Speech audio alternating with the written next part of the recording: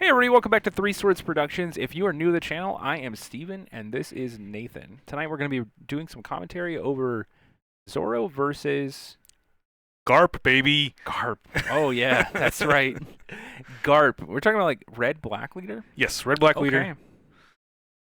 What are some standouts about that deck? I mean, we really have not featured that on the channel at Yeah, all. so Maybe besides Chad's deck list, this is probably like the only time. right, yeah. So with the red-black list, you get access to red and black, which are both very powerful types of cards. Obviously, red being some of the best, and then black having the cool standouts like Borsalino and Sakazuki and the kill effects. So we're a Sakazuki deck playing. Yep. What are we getting out of the red though?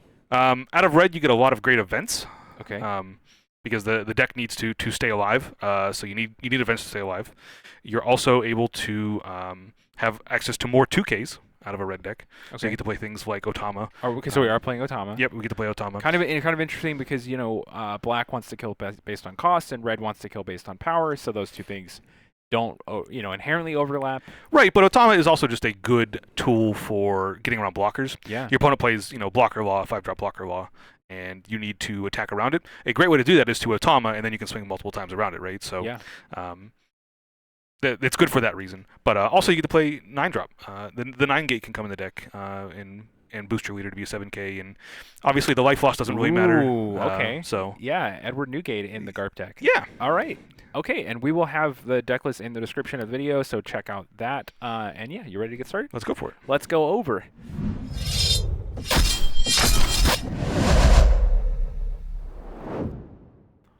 All right, so it looks like you're on the Garp side. Now, who's that piloting Zoro for us? Yeah, Giancarlo is here in town, so we... G and Carlo, hell yeah. He was in town, so we definitely got some games in, because, One Piece is a fun game. Nice to get Chesko up here. He came in from Florida, so we got him for some videos over the week. That'd be really nice. And so from my side, we've established a keep. We are a 4-life leader, definitely a cost to playing Garp, I would think. Your ability's not quite so good that I don't think it warrants a life loss, but you do get to play both sets of colors, which is super cool. Okay, I'm really liking that Zoro deck list I see. Is that Little Oars? Yeah, I think he was playing a single Little Oars. I think that's his spicy flavor on the deck. Okay, we are going to see Sunny Kun come down. We're also holding Curly Dadan and Nico Robin in hand, so it is going to be a pretty good game here. Yeah, Tsuru comes down. I'm opting for a very weird line where I say, I now have something on the table that can attack back on Sunny Kun besides just my leader. Okay. So if you do start coming in for attacks, I'll be able to pressure. Now that is 0 power. It is a 0. Okay. But the deck does have awkward amounts of mana. You're playing a lot of 4 and 5 drops in the Garp deck, so there will be a lot of times you just have some Dawn floating around. So you're actually comfortable just equipping 3 to that? I think so. Okay. I mean, to be fair, even 5 on it, if you have nothing else to do, is probably okay. Yeah. Now, I was a little embarrassed here by it because Nico Robbins came down immediately after to say, hey, you just wasted a card. What are you doing?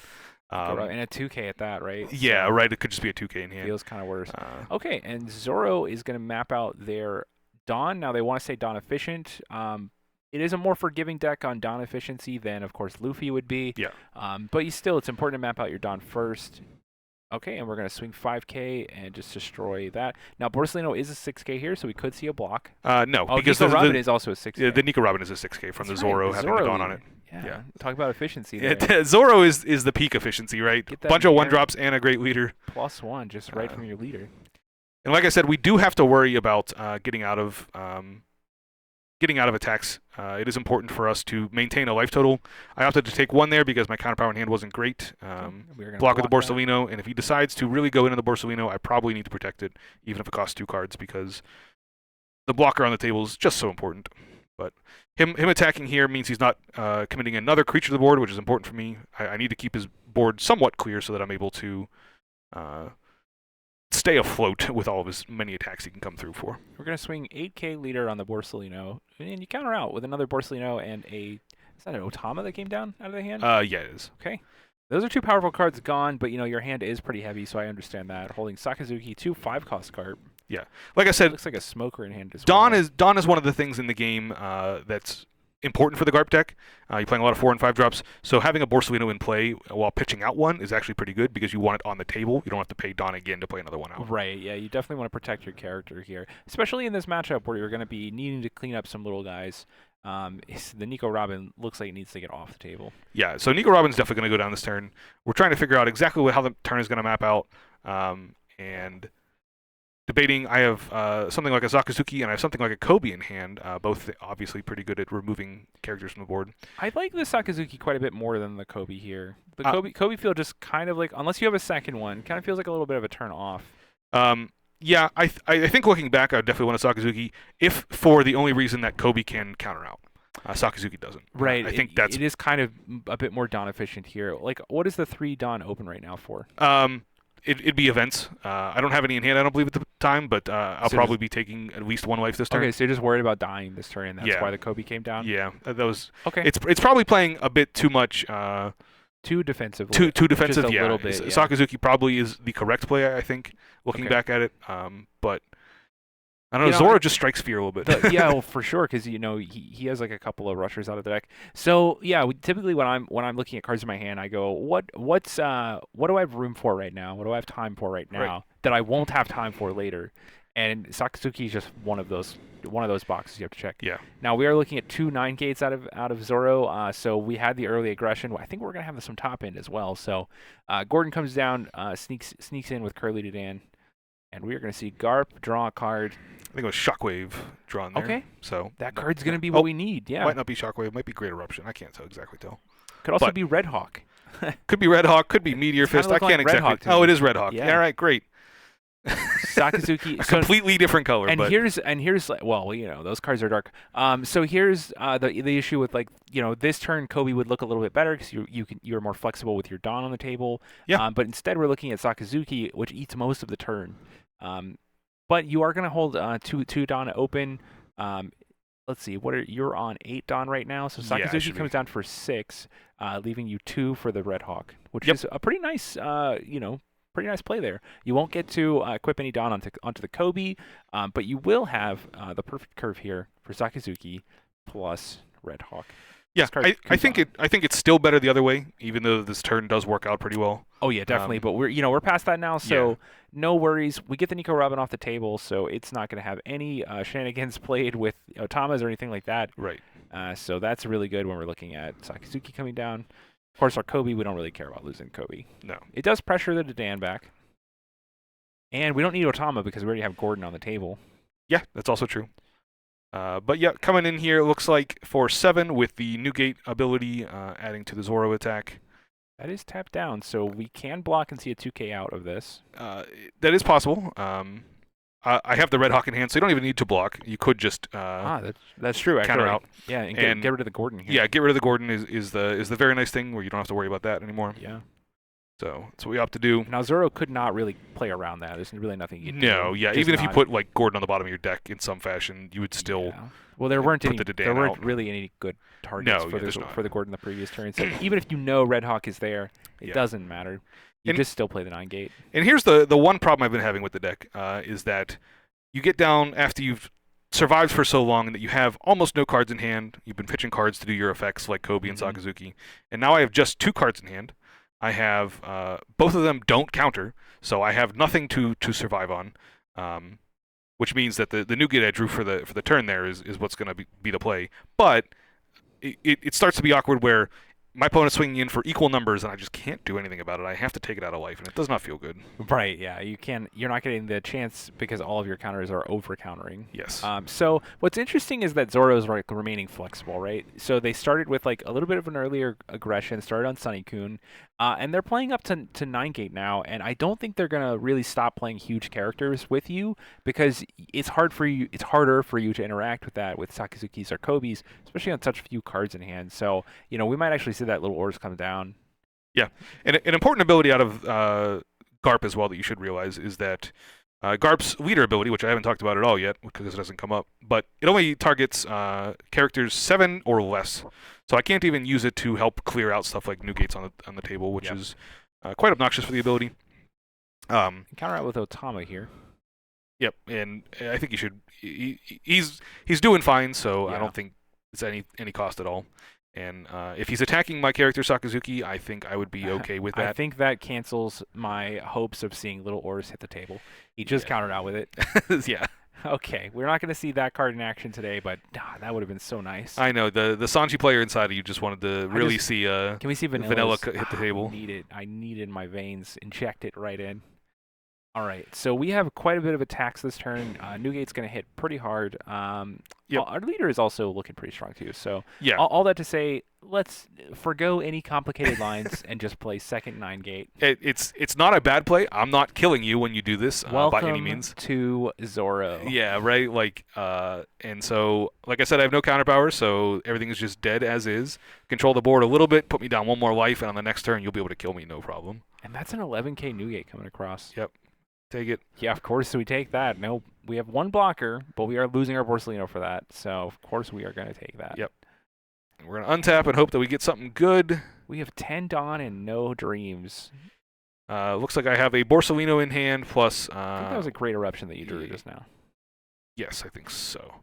So now we get to sit here and establish what are we going to do for the turn. One of them is always going to be play Borsellino. Borselinos can now both stand in front of the Newgates if needed. And double Zoro in hand. Really just taunting. And like I said, no counter power means that we are stuck with whatever we get here. So if he's attacking with his Zoros for almost equal amounts of Dawn, then oof, we're going to be in a world of hurt. Yeah. So I'm just trying to establish what my plays could be. Ultimately, it's going to be playing the Borsellino and doing almost nothing else because I'm in survival mode. Right. Like, I think you could try and clear the Newgate by attacking it. That reduces certainly reduces your risk of dying a little bit. Not like a ton. Yeah. Unfortunately, double 9-gate plus, we know the Zoros are in hand, but attacking his life doesn't feel incredibly good. I don't think I can. I think I have to attack his board. I think that 9-gate has to fall this turn. Yeah, and I think it's equip Dawn, make sure we can get over, so and he doesn't have, hope he doesn't have the counter power to get out of it, and thankfully he doesn't. Yeah, I think you go like 3 or 4 Dawn onto your own Newgate. Yep. And then swing, get a kill on the Curly to Dan. And then play your second Borsellino, and you're looking pretty fine. Yep. We know with the Zoros in hand, that's going to be it's going to be pretty tough still, but yeah. It will be. But you do have 2 blockers, 1 life, so he basically needs 2 successful attacks on you. And you also have cards in hand, so it looks a lot better once you can clean up 2 characters from his board. Absolutely. And his game plan probably will not involve attacking your 9-gate. So you're going to untap with that, unless you can just somehow survive. And we're going to see 7k come across. Will this be the one that connects? Yeah, I debate on what kind of triggers are in my deck that would be good here. And I think I ultimately take hoping that a Red Hawk is there so I can minus 10k the Newgate. I think that's fair. If you have enough counter power to get out of this one, then I think you just get out of it. I don't have counter power. It's just it's whether a Borsellino blocks or not. Gotcha. I think, Borselinos are going to have better block targets later. Yeah. So we will block that one, and unfortunately, we are going to see a second one come down. Yep. And no way out. That one's pretty gross. So we are going to need more than a 2k, and we just don't have it in hand. No, we got 2 events that obviously just got the shockwave off the life. And so that's it. So we're going to switch counter back because I don't have the over. Dawn, but yep. Tough one. Let's go. All right. Yeah, so it felt close. It felt like I was close to turning the corner, but ultimately not being able to counter out of those final attacks and him having double Zoro was both for sure. very and costly. I'm not sure. Like, it could have definitely been a little bit better for you if he had less life. Him being at 3 on those last turns, where he's able to just keep playing large character, let me survive easily. If you're able to pressure his life a little bit more, then he can't take those lines. But unfortunately, you're backpedaling, right? And your cards cost you basically play 1 card per turn. And he's able to either, he was holding those Zoros the whole game. So at any point he could have just turned the corner and said, "No, I'm actually I'm a little derpy character deck." But instead he said, "No, your leader can't interact with my 7 drops or higher or 8 drops or higher. So I'm gonna go 9-gate, 9-gate." He could have even played like Little Oris Jr. as well. Yeah. So it's Zoro. They're able to be flexible, and I think we saw that. Yeah. And I think there's tightness from my side as well that can be there. Things like playing the Sakazuki before the Kobe, like we talked about. Yeah. Things like not playing the Suro on turn 1 because that was an interesting play, but ultimately I think looked a bit awkward and wasted a 2K. Against the Nico Robin specifically, but I think it's insightful to know that you have the excess Dawn in your deck in order to like be able to spend turn 2 equipping that to attack something. Yeah. What are you attacking is a question that needs to be asked, as well as like there's really no other better plays. Right. So the Zero on turn 1, I think that was questionable, but ultimately not going to be the thing that makes or breaks the game. So I'm with you there, especially the thought process of I know at some point I'm going to have excess Dawn that can just go here, contest Sunny Kun. I think that makes a lot of sense. So, I definitely no disrespect for taking. No, I don't think Nico it's Robin disrespectful. Was the disrespectful one though? All right, guys, if you're still watching, be sure to like and subscribe to the video, and we will have new videos for you every day. Thanks for tuning in.